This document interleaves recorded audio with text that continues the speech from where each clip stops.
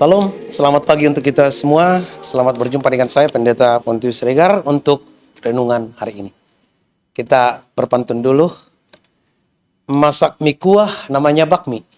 Tambahkan sepotong ikan cumi. Selamat tinggal bulan Mei. Selamat bertemu nanti di bulan Juni. Sebelum kita mendengar firman Tuhan hari ini, marilah kita berdoa. Kasih karunia dan damai sejahtera dari Tuhan Allah Bapa kita dan dari anaknya Tuhan Yesus Kristus Tuhan kita. Amin. Firman Tuhan yang menyapa kita pada hari ini tertulis dalam kitab Yesaya pasal yang pertama ayat 18. Demikianlah firman Tuhan. Marilah, baiklah kita berperkara, firman Tuhan. Sekalipun dosamu merah seperti kermiji, akan menjadi putih seperti salju. Sekalipun berwarna merah seperti kain kesumba, akan menjadi putih seperti bulu domba. Demikian firman Tuhan. Saudara-saudara yang terkasih dalam Kristus Yesus, apakah di antara kita yang mendengar dan menonton renungan ini ada yang tidak berdosa? Adakah kita sudah menjadi orang yang maha kudus dan maha suci? Saya kira kita semua pernah berdosa. Sering melakukan dosa. Hanya saja saya masih percaya kita ini belumlah menjadi budak dosa. Itu saja. Kalau melakukan dosa, sering berdosa, itu pasti masih sering kita lakukan. Maka apa yang dikatakan Paulus dalam surat Roma, bahwa semua orang telah berbuat dosa dan tidak satu pun yang tidak berbuat dosa, adalah benar. Tetapi untuk itu juga apa yang dikatakan dalam Injil Yohanes 3 ayat 16. Karena begitu besar kasih Allah akan dunia ini, sehingga ia memberikan anaknya yang tunggal, supaya manusia tidak binasa, tetapi beroleh hidup yang kekal. Artinya, melihat dari dosa dan pelanggaran kita tidak layak menerima itu. Tetapi karena kasih karunia, kita menerima kebebasan dan keselamatan itu. Ternyata saudara, jauh sebelum kehadiran Yesus yang menjadi tumbal atas dosa manusia, Yesaya telah mengumandangkan kepada orang Israel sebelum pembuangan ke Babel, bahwa sekalipun dosamu merah seperti kermiji, akan menjadi putih seperti salju.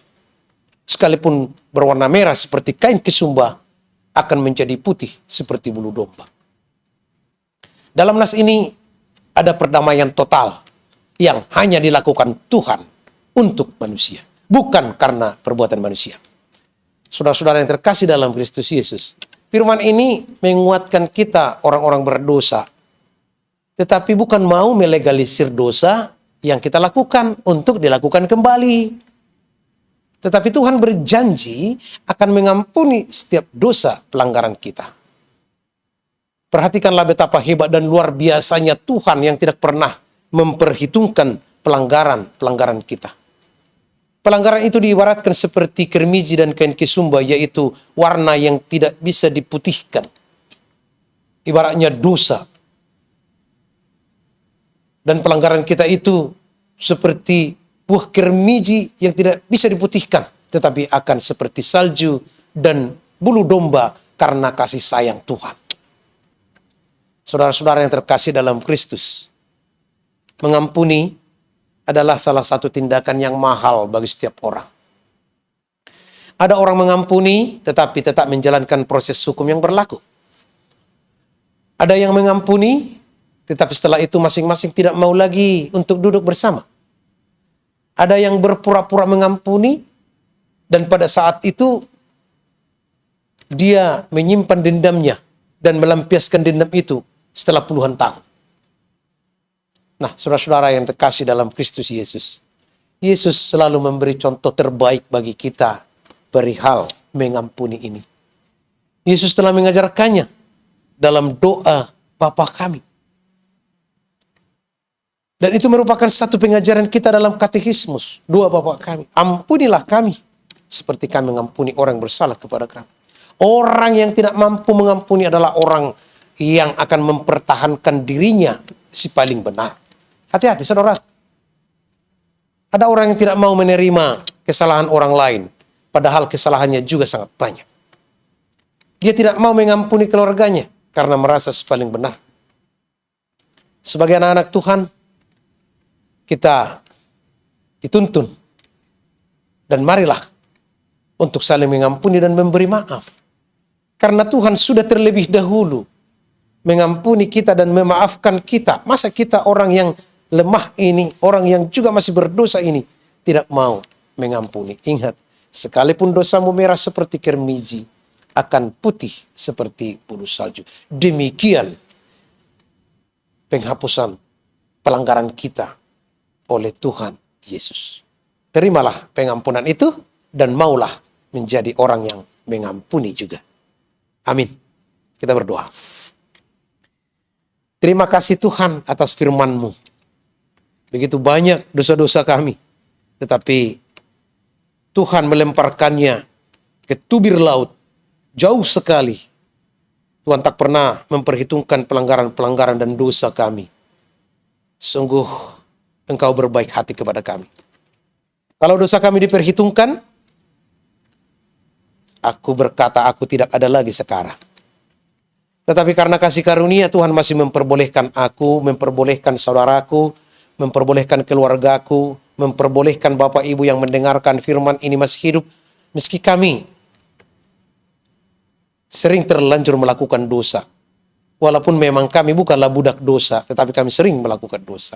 Dan Tuhan telah menghapusnya dengan darah yang mahal, dengan darah yang kudus, dengan darah domba Allah, darah Yesus Kristus Tuhan kami. Terima kasih Tuhan atas kebaikan-Mu, dan kebaikan-Mu itulah yang akan menghempang kami, mengawasi kami untuk tidak selalu melakukan dosa lagi.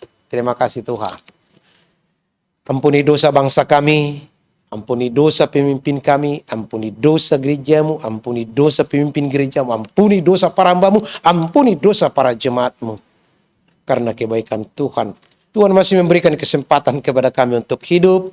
Terima kasih Tuhan. Untuk itu kami berdoa, buat seluruh jemaat-Mu dimanapun mereka berada, kiranya Tuhan memberkati mereka dari berangkatnya dari rumah hingga pulang nanti, kembali ke rumah dengan berjumpa keluarga dengan sukacita. Terima kasih Tuhan, inilah doa kami dalam Kristus Yesus Tuhan dan Juru Selamat kami yang hidup. Anugerah Tuhan kita Yesus Kristus, kasih setia Allah Bapa, dan persekutuan dengan Roh Kudus kiranya menyertai saudara-saudara sekalian. Amin. Saudara yang diberkati Tuhan, setelah kita mendengar firman hari ini, mari kita syukuri dan aminkan agar firman itu menyala terus dalam satu hari ini. Salam dan selamat berkarya. Horas.